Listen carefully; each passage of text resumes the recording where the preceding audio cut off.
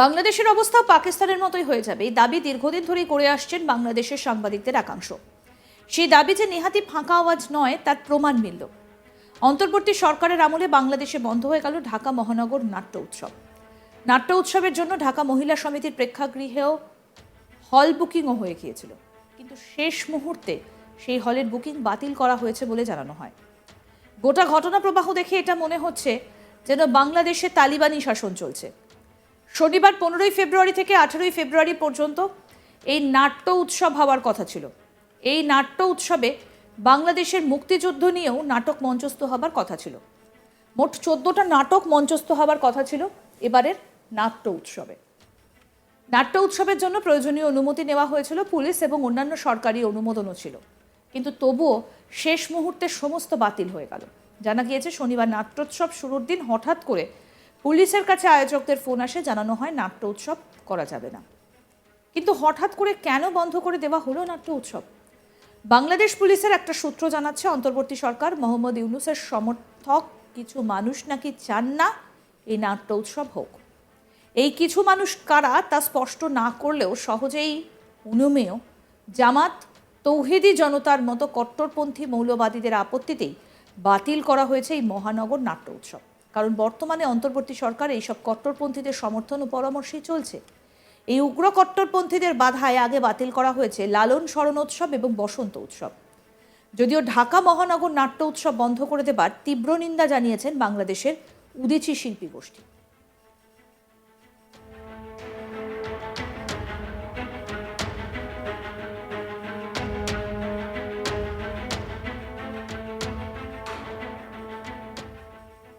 আসুন আপনাদের শোনাই মোহাম্মদ ইউনূস কি বলছেন, কি বক্তব্য তার। তারা দ্রুত গতিতে এগিয়ে যাবে। আমরা যেহেতু মাঝখানে আছি, আমাদেরকে ফেলে যেতে পারবে না। তাদের বাতাসে আমরা উঠতে থাকব। সেই থেকেই আমার বদ্ধমূল ধারণা বাংলাদেশের ভবিষ্যৎ অতি চমৎকার, তার অবস্থানের কারণে। তখন দুই জায়ান্টের কথা বলেছিলাম, দুই মহাশক্তি। এখন আর দুই মহাশক্তির কথা বলি একই সঙ্গে, 4 মহাশক্তি। আমাদের কি অপূর্ব সুযোগ! আমাদের সামনেই বিস্তীর্ণ মহাসাগর, আমাদের উপকূল ভূমি, সাগরের সঙ্গে আমাদের লাগোয়া উপকূল। এই একটা মস্ত বড় সুযোগ। পৃথিবীর দরজা আমাদের সামনে খোলা। আমরা দিন ব্যবহার করতে জানিনি। এখন যে মুহূর্তে এটার ব্যবহার শুরু করব, আমাদের অর্থনীতিকে লোহার দড়ি দিয়ে বেঁধে রাখলে ওর বেঁধে রাখতে পারবে না।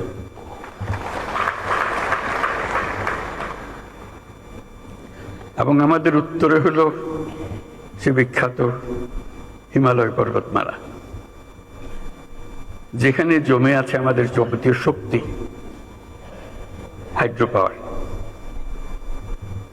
কত শক্তি দরকার বাংলাদেশের, এখানে সব জমা আছে, হারিয়ে যাচ্ছে না, শুধু নেবার অপেক্ষায়।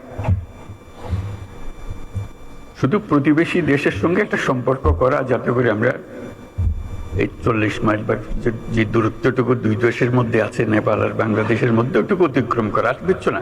ওরা এক পায়ে খাড়া, নেপাল বারে বারে বলছে আমাদের এটা নিয়ে যাও।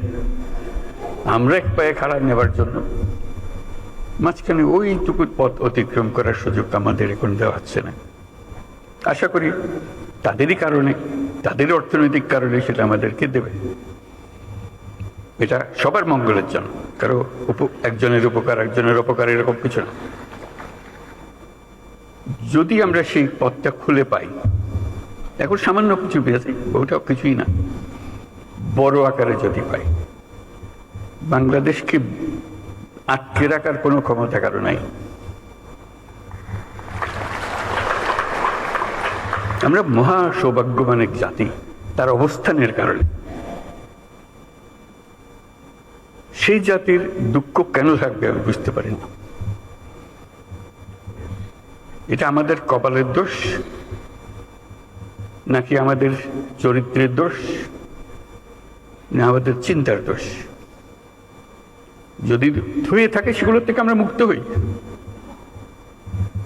আমরা তো তড়িৎ গতিতে এগিয়ে যেতে চাই।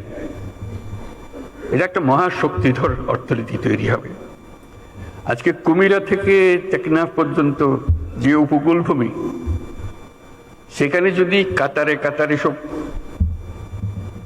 নৌবন্দর স্থাপন হয়, মাতার বাড়ির গভীর সমুদ্র বন্দর পর্যন্ত যদি আমরা দুনিয়ার সব জাহাজকে আশ্রয় দিতে পারি, তাদের কাজ করার জন্য সুযোগ সুবিধা দিতে পারি,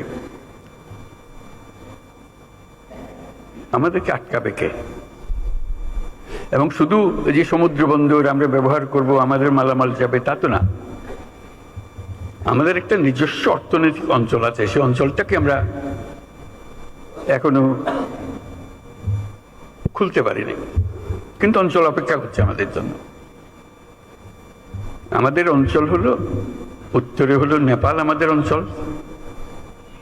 নেপালের সৌভাগ্য, তারা হিমালয় পর্বতের পাদদেশে আছে। দুর্ভাগ্য হলো সমুদ্রের দেখা তাদের হয় না। তাদের সমুদ্র দেখতে হলে আমাদের মাঝখান দিয়ে দেখতে হবে, আমাদের মাধ্যমে দেখতে হবে। সে পথ আমরা করে দিই, আমরা একসঙ্গে যৌথ অর্থনীতি গড়ে তুলি। তার সমুদ্রের অভাব, আমার পর্বতের অভাব, হাইড্রো, দুই অভাব একসঙ্গে পূরণ করি দুজনে। ভুটান একই কাণ্ড, তারও সমুদ্র দর্শন হয় নাই। তাকে সমুদ্রে আসতে হলে আমার পথ দিয়ে আসতে হবে, আমরা তাকে স্বাগত জানাই। তেমনি ভারতের পূর্বাঞ্চল একই অবস্থা, নেপালের যে অবস্থা, ভুটানের যে অবস্থা, নেপাল ভারতের সেভেন সিস্টারের একই অবস্থা। তার সমুদ্র দর্শন তার হয় না, হবে না। তার সঙ্গে আমরা যোগ দিয়ে একসঙ্গে এই অর্থনৈতিক অঞ্চল, আমাদের যে সমুদ্র বন্দর, তাদের মাল আনা নেওয়া করবে, আমাদের মাল আনা নেওয়া করবে, তাদের কাছে যাবে, তাদের অর্থনীতি আমাদের অর্থনীতি একসঙ্গে জাগবে। তারাও খুব কষ্টের অবস্থায় আছে, তারা খুব ভালো অবস্থায় নেই। তারা এই সুযোগ পেলে তারাও আনন্দিত, তাদের ব্যবসা আমাদের ব্যবসা রমরমা ব্যবসা হবে, একসঙ্গে ব্যবসা হবে। এগুলো বললাম এই জন্য, আমরা ভবিষ্যৎ সম্বন্ধে অনেকে হতাশায় ভুগি। হতাশার তো কারণ নাই, এটা আনন্দের বিষয়। আমাদের যেই অবস্থান, যে সুযোগ সুবিধা, শুধু সেগুলোকে আহরণ করা, কাজে লাগানো। প্রক্রিয়া শুরু হয়েছে, এই প্রক্রিয়াকে জোরদার করা, যাতে করে আমরা এই অর্থনৈতিক অঞ্চল গড়ে তুলতে পারি। আরও আপডেট পেতে দেখতে থাকুন আজ তাক বাংলা। সাবস্ক্রাইব করুন, নোটিফিকেশন পেতে বেল বাটন অপশন প্রেস করুন, হোয়াটসঅ্যাপেও ফলো করুন আজ তাক বাংলা। ভিডিওটা লাইক করুন, শেয়ার করুন, কমেন্ট করুন।